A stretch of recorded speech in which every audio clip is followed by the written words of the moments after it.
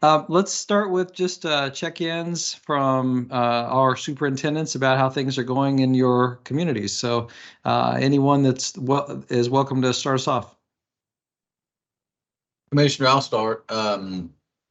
We are, still have the two schools at A.B. Combs. Unfortunately, it looks like the renovation at Buckhorn may be delayed a little bit longer than we thought, which may prevent that school from opening at the beginning of school next year. Now, we're still hopeful, but we are hearing there's some supply chain issues that could possibly delay that. Hopeful that's not the case, but that is a possibility. Of course, Robinson, we're starting the bid process for demolition on it, searching for potential sites that could be a possibility for the reconstruction of the Robinson School. But attendance is terrible right now, dealing with a lot of sickness. We canceled the week of Thanksgiving to try to slow that down, and it doesn't seem like it's helped at all. I don't know that anything's going to help, honestly. I thought about doing switching to some NTI days, but we don't have enough students or staff to get Chromebooks out, actually. So, that's a barrier for us to try to go to virtual. I just canceled the 2 days that we were supposed to go Thanksgiving week. So I don't know. I'm going to look at it over the next couple of days and just see what the week leading up to Christmas looks like. But then I've got kids at home for 3 consecutive weeks, and that's not a good place for kids. For some kids, the best place for them is to be in school, and so I'm concerned about that. And just for those who haven't heard, on a personal note, this will probably be my last Huddle and superintendent meeting. I'll be retiring December 31st, and looking forward to it. I'm not finished working yet, so if there's a need out there for anybody for a washed up superintendent, reach out to me, and maybe if I can help you out in any way, I will. Okay. But I'm looking forward to some opportunities that may be coming, and looking forward to the next chapter, as the saying goes. Thanks, John. John, we will sure miss working with you in this capacity, and great career, great job at Perry County. It's really is their loss, and a great work that you've done there. Tell us how are things going at the Combs School, the school that you moved back into? Is that working okay? Yeah, it's working fine. It's some of the news wearing off, and I've said that over the last few meetings, and that's just, people wanting their own space, and there's some shared areas down there that, it's not ideal, but, we're sharing the cafeteria space, and the gymnasium space is being shared. So that creates some scheduling issues. Everybody wants to practice right after school so that they can go home after practice is over. But unfortunately, when you only have one facility and you have 2 schools with multiple extracurricular teams utilizing that facility, that's not possible. So we've started kind of rotating, where 1 week maybe Robinson School 8th grade basketball team will have top priority, and then the next week Buckhorn's elementary team. And we've also got a couple of facilities that we've signed agreements with at local churches that may have athletic facilities. And then there's the Home Place Clinic. They have some facilities down there that some of our teams have been able to practice in. We've leased a facility for our wrestling team. So it's just different for people, because that was strictly an auxiliary gym, and we had some teams and groups from Perry Central High School that utilize that facility solely. So we've had to do some renovations on auxiliary gym that we still owned, that Buckhorn will be using for their games and practice, the high school. And we've had to reschedule some things at Perry Central High School to include cheerleaders and other extracurricular teams. But I can't complain, because we have that facility where we can have school. It's just the extracurricular stuff is just frustrating for people, because they're used to having their own facility for that as well. but it's going really well. Just attendance is atrocious right now, and I don't know what the answer is to that. I really don't. We already added time because of the flood and utilized the boat dock bill and started late. So we're only going to go about 160 days total of instruction. And, we've not even started to deal with the winter weather yet. Mm. So what's your attendance looking like right now? Like what is your rate? It's between, it's about 78 right now. Wow. Yeah. Okay. Wow. And it was, we took off the week of Thanksgiving. When we came back, it was in the low 80s, 81, most of last week. And it got down to, I think Friday, it was 77. And then yesterday it was 84, 82. It started out, it was 84 and dropped to 82. And now we're down to 77. And, you get into making a decision. If you call school off right now, if I called it off the rest of the week and we've got 1 week prior to Christmas break, I don't think anybody's going to come back.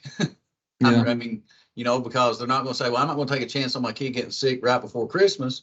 So if they're not going to send them, if they're not sick the next week, then I would have to look at closing school for 8 days. And that would be a total of 10 I've closed already. And we're not dealing with any winter weather yet. Yeah. So that could put us well into June, even though we added time to the day. So there's a lot of variables that come into play. And I'm going to, I thought about trying to do the NTI days and virtual, but as I said earlier, getting those devices out to kids that are sick and the teachers not being there to know what student gets what device, that's a challenge as well. So I think I would, if I do decide to close, I think I'll save those NTI days for the next superintendent to be able to say, okay, when we come back in January, you have a plan for those kids to take those Chromebooks back and forth. And if we miss for snow, the first 10 days we miss for snow will be NTI days. Yeah. Well, it's a really tough challenges. I raise up again. I really think we're going to have some serious conversations with the legislature around the ADA model, and if that makes sense for everybody. I know that there was a lot of folks saying, well, we do well in that system, so we want to keep it. But I'm just hearing these RSA, COVID, flu outbreaks across the state. I think we're going to have a major impact on funding a lot of places. So thank you, John. Appreciate you. And I think there at AB Combs, there's an after-school basketball coordinator position that'll come open. Are you going to take that or? No, no. No, it's too soon. I'm probably going to look outside of Perry County for employment, okay? Right. All right. Thank you, John. Others? Hi, this is Denise in Letcher County. I can echo exactly what Jonathan said about attendance. Illness has been, we closed the week of Thanksgiving as well, and we're just not bouncing back. Today, we're back about 85% attendance, so we're having the same problems and seeing the same issues that Jonathan is. On the construction side, things are going really well. I'm pushing to get 2 of my schools back on their campuses in January. My construction team has been on board and super. I couldn't ask for better people as we're going forward unless we run into some supply chain issue. But right now we think we can get Martha Jane Potter Elementary and Whitesburg Middle School back in January. So we're pushing for that. The third school, which is West Whitesburg, because of code issues, it was an open concept, and you visited there, so we're going to have to put walls in that building. So that's a little. Well, that'll longer. be better. That's better. Yeah, it's going to be a great thing, but we're going to have to hang out. Those elementary kids will be hanging out at the high school for a little bit longer, and that's gone better than I ever expected. We have a whole wing dedicated to the K-5 students, and they're sharing the high school space, and the high school's really making it work. Other than some traffic, which that's typical, but things are moving pretty quickly with getting things ready for Christmas and all the donations coming in and taking care of our families who've been displaced for the Christmas season. Makes for a busy, busy time. Thank you, Denise. Thanks for the update. Others? Yes, Commissioner, this is Brent in Knott County.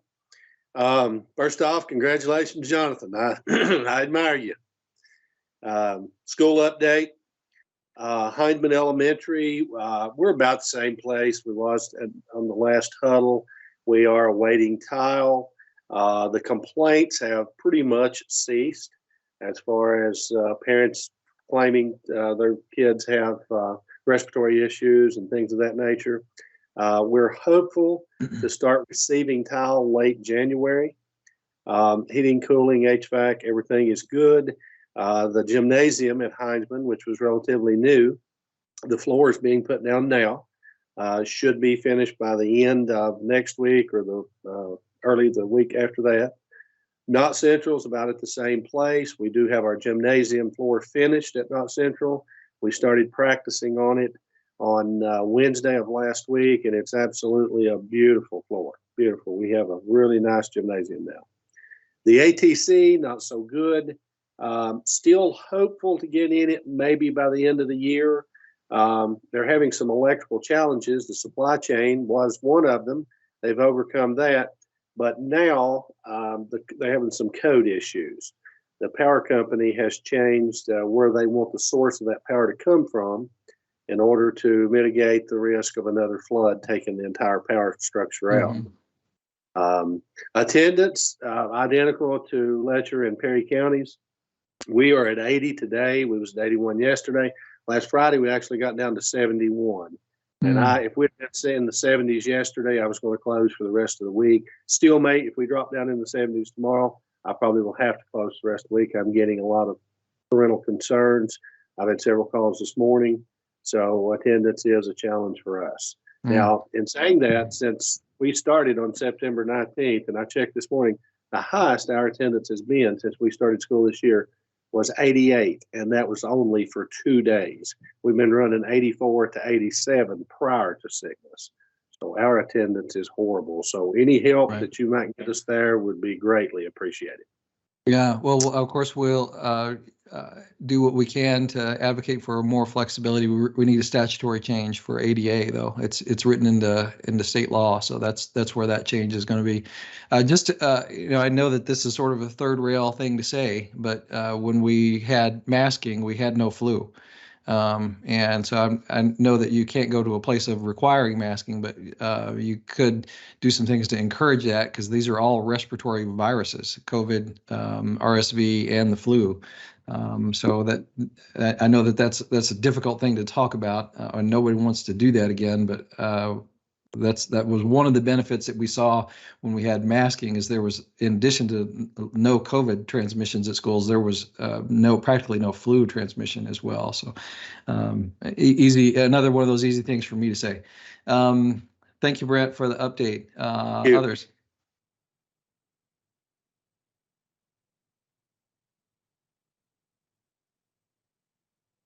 Okay, is it my turn?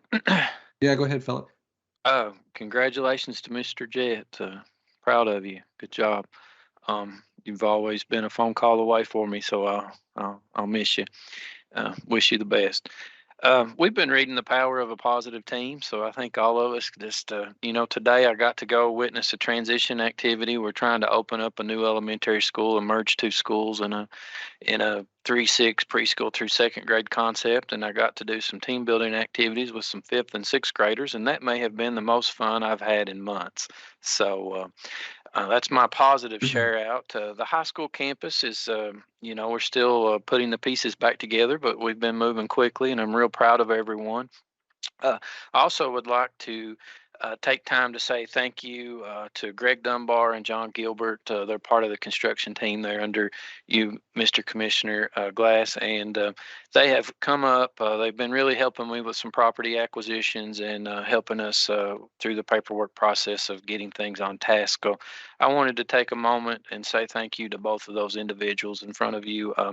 I know some of the property we looked at and talked about on your visit down on Court and Elm, they've really helped me. I've learned a lot. I've never done property acquisition in my 20-some year career, but they're really helping with that. I'm almost to the finish line on a couple of those pieces of property that could help our campus a little bit with parking. And then they've been instrumental in, we feel like we found a nice piece of property for our transportation department and maybe potentially our vocational school. So our vocational school is probably unrepairable where it's in the floodplain. It's been flooded in 21 and 22. So we were ready to maybe go to bid on a new facility since then by working with multiple teams. So we've looked at purchasing a piece of property, and then we're also maybe in talks with the local community college. I think they like having their kids on campus, so we may get creative with that partnership. So we had 0 options, and now we've got 2 options moving forward, but we are battling some space issues with vocational schools not being able to do lab work and things like that. But we're very thankful for the relationships we have and all the help we're getting. Attendance, I'll echo what everyone else says. I'm living that with you guys. And then just, we're kind of in that short-term, long-term recovery, and it's kind of confusing at sometimes to know exactly how to help people. And we appreciate all the resources. We still are getting people contacting us, and I know all of you all have to be exhausted along with me and my team, but it just seems like every time we turn around, someone's there to help. And if we open our doors, it's just the schools get just an outpouring. If it's out somewhere else, the turnout is not near the same as it is when it's inside of one of our schools. So I want to thank everyone for all the resources that we're receiving. And then really concerned about learning loss and that social emotional well-being, and just trying to plan how hard to push and what kind of activities to do to maybe help us with their reading and math and all the things that we've lost academically. And then last, we'll need the commissioner's help and his team to help us lobby for some money in January to help us build back better. Yeah, thank you. Great update, Philip, and thanks for the shout out to the facilities team at KDE. I always love to hear stories of people who give government a good name. So thank you for that. Others? Commissioner Glass, Wayne Sizemore, Jackson Independent. Kind of just piggyback on Philip. Brett at ATC, can't say enough about the partnership with Hazard Community College Lee's campus. They've done a phenomenal job of ensuring that our students continue getting the ATC support. So I can't say enough about their staff. Donations continue, just like everyone said. We had a huge clothing donation from Western Kentucky Family Resource Youth Center, and we really appreciate that. That was an opportunity for us to open our doors, not only for our own staff and our own students, but also for our community. So we're keeping trudging along just like everyone else. Attendance, ours has been a little bit of an uptick. We took about 3 days after the Halloween holiday, and we're up about 91, 92%. So we'll take that all day. But it can change at the drop of a hat. We all know that. But thank you very much for your support. Thanks, Wayne. Thanks for the update. Let's see, Damian. Good morning, everyone. I'm on site at the Burdine Elementary campus with my instructional engineer today. We've been doing some site preparation for the fencing to go back in along our playground, and we're some code and ordinance upgrades. We're looking at the installation of a sprinkler system. That's what he's doing here today, and so things are progressing slowly, but just like everyone else, we're trying to take our time and do it right and build back better, make our facilities better than what they were before the flood happened. Things are overall going well. We're just like everyone else battling learning loss. We are working on bringing Save the Children in, which is something we've never had at Jenkins Independent. We just hired our staff yesterday, and they're in training today. So when we come back from Christmas break, we'll have that in place at the elementary school to support our kids in literacy and mathematics. Our attendance has been running from the mid to upper 80s. So we had a lot of sickness.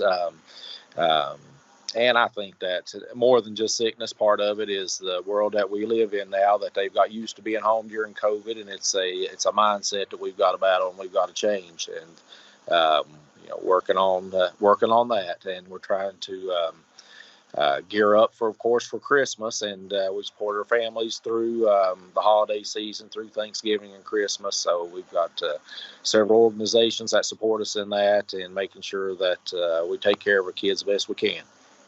All right. Thank you very much, Damian. I think we've covered all the superintendents who are on with us.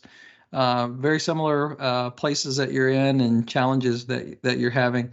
Let me turn things over to Tony for communications updates, and then we want to bring on Robin Kinney and Robin Morley with our Office of Finance and Operations. And I see they've got some folks on from their policy team, Matt and Che, and also the facilities team, Greg and John on here as well, if there are any updates that they have. But Tony, I'll turn things to you next. Now, I may have to hop off, Tony. I've got that other meeting pushing up on me at noon. So if you can preside over this as we move forward. Absolutely. So I really just had a question for the superintendents on the call. We've had a lot of people just reach out to us and ask if there's anything that your families or your students are in need of, particularly for the holiday season. I know some of you have just touched on that a little bit. And if you don't feel comfortable responding on here, just shoot me an email, because I have a lot of people who would like to help. So just let me know how we can help, connect you to some of the groups, some student groups and things like that. Have just reached out and asked, and they just want to make sure that I know Christmas is coming and the holidays are close, but also just, in the spring too, thinking ahead, if there's additional supplies that you don't have that you need, just reach out to us and let us know. And that's all I have right now, and I'll toss over to the Robins.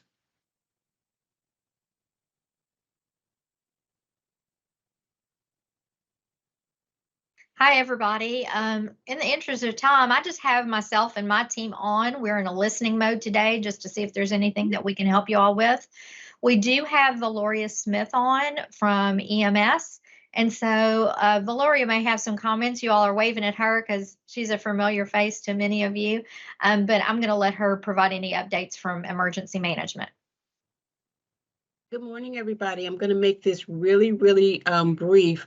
One of the concerns that I have is and I say we because I feel like, I'm a part of the schools too now, as we are in some cases looking for property, looking to buy buildings and things like that.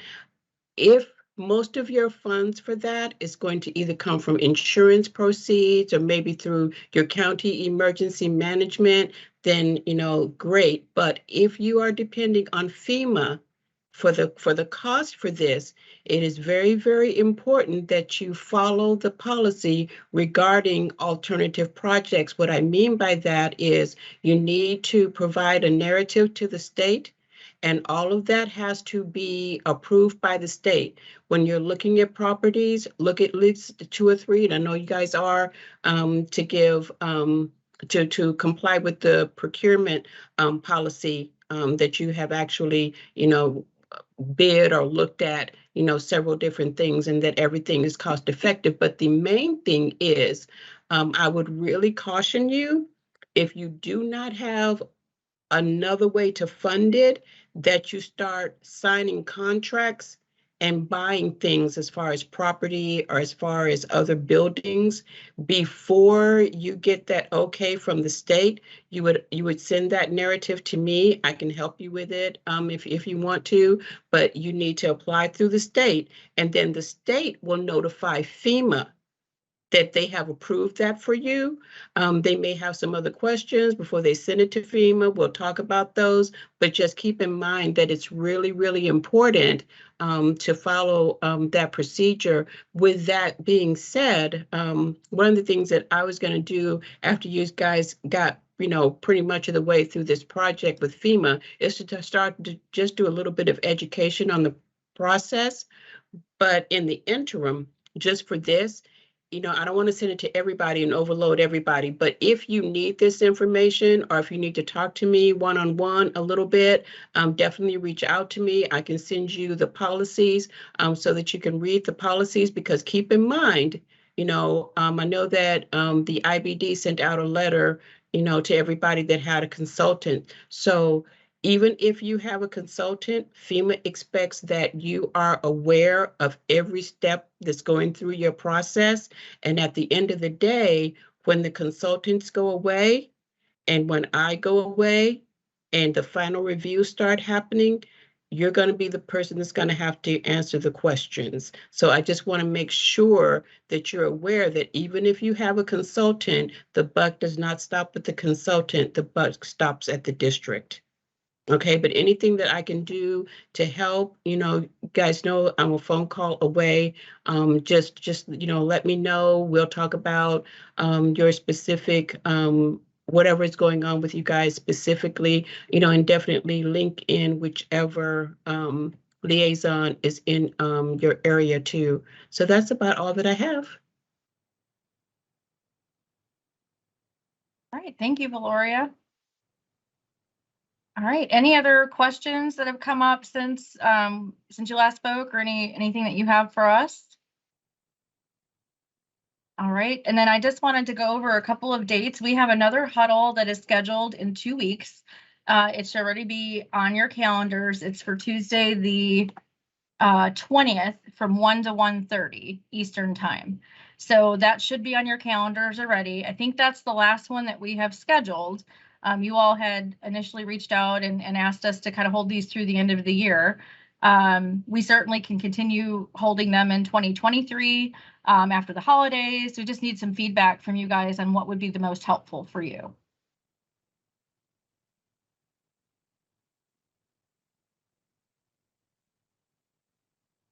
And if you want to email me, that would be fine too. We can talk about it at the next meeting too. If you feel like there's a need for us to continue, we're happy to put those on the calendar for you. And just another reminder, we do have our regular superintendent's webcast next Tuesday. You should be getting a calendar invite on that temporarily in a few moments. And the one after that is January 10th. It's always the second Tuesday of every month. And we'll have some topics on there. I think Dr. White's going to be joining us about some of the health issues that have been going on in schools and some other topics that I think will be helpful for you next week, Tuesday. So until we see you guys again, have a great rest of your week, and please reach out to us if we can be of any assistance to you.